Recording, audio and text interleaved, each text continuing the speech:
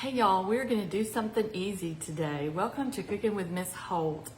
And we are gonna make something from my cookbook, Cooking for a Cause. And if you have this already, it is the chicken salad with fruit. And if you are just joining my page today, I'm a retired home ec teacher and I wrote this cookbook to benefit high school scholarships. So that's what our little project is right now, so let's get started. Okay, this is about 3 cups of cut up rotisserie chicken, maybe a little less, but that's okay. It's just the white meat, the breast of a rotisserie chicken.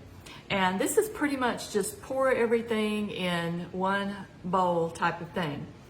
Now, in this bowl, I have about 1/3 of a cup of mayonnaise. Let me tell you how much the recipe calls for. Okay, the recipe calls for 1/2 cup to 3/4 of a cup. Now, I like to start with a little bit less and then you can always add. So this is maybe about 1/3. Recipe calls for a tablespoon of whipping cream. And that's kind of a little secret that I learned years ago, and it keeps your chicken salad from being dry. And there's 1/4 of a teaspoon of sugar in here and a tablespoon of fresh lemon juice. And I really do prefer fresh. If you have the bottle and you want to use that, that's fine, but fresh really is so good. And we're going to put this in here. And I am using Duke's mayonnaise because I really do prefer that. So we're just going to give this a little stir. And I salted and peppered the chicken before I started here. And you can always adjust it later. It may take more or less. Now, also to that, and I will tell you, I like a lot of fruit in my chicken salad. So it calls for 1 cup of fruit. Now, I have here maybe 3/4 of a cup of chopped apples, and this is a Gala apple. I like it to be really crunchy. If you want to be crunchy like that, get Gala, Fuji, Honeycrisp. Those are the types that are really crispy. So we're gonna dump that in there.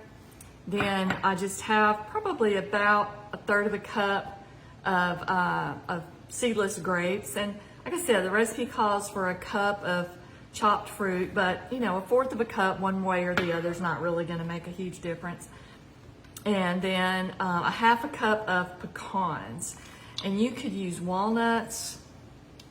You know, you could put some cranberries in here instead of that if you wanted to, but I like for it to be sweet and I like for it to have a little bit of crunch. Now, the recipe also calls for 1/2 a cup of celery, which I'm not using today just because I didn't have any, but you can certainly put that in there. And the recipe also calls for a tablespoon of minced Vidalia onion, which I already had in there. I forgot to tell you that, but that's in there. So a tablespoon of minced Vidalia onion. And I will put the recipe in the comments for you. But this is what it looks like when you get finished here. And now I decided that this needed about another couple of teaspoons of mayonnaise. So I just put that in here and we're gonna stir it up. And you can kind of see what it looks like. I leave the peeling on my apple just because it gives it some color. But you can kind of see that's what it looks like right there. Some of you may remember when Rich's department store was in downtown Atlanta many years ago. They used to have a little cafe and they had chicken salad and frozen fruit salad. And I've read a lot of versions of their chicken salad recipe, and a lot of them that I've read call for white pepper. And I've also read variations of the Swan Coach House chicken salad, which the Swan Coach House is a little kind of a ladies' luncheon place in Atlanta. If you live in Georgia, you may be familiar with that. And of course, neither of these places are going to give out their exact recipes, and I can't blame them, but some of the variations of that I've read calls for white pepper as well. And so to me, it really does give it a distinct taste. It's not mandatory. I mean, you can use regular salt and pepper, but if you make chicken salad a lot, I would suggest that you buy a little bottle of this because it really is good. So I'm gonna sprinkle a little bit of that on there. And just give that a stir, and then I'll show you again. Okay, so here's what we have, and I'm gonna plate that up, and I'll show you just in a second what it looks like on like a little bed of lettuce. And of course, you can put it on bread, you can put it with crackers, you can put it on a salad. You can have chicken salad on a salad.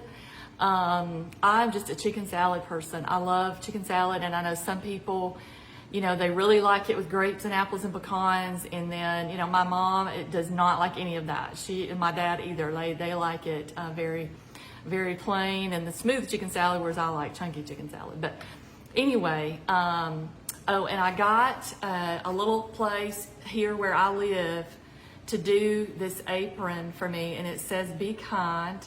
And I thought they did such a good job with that. I had them just embroider it, and I thought it turned out so well, and I really am enjoying that.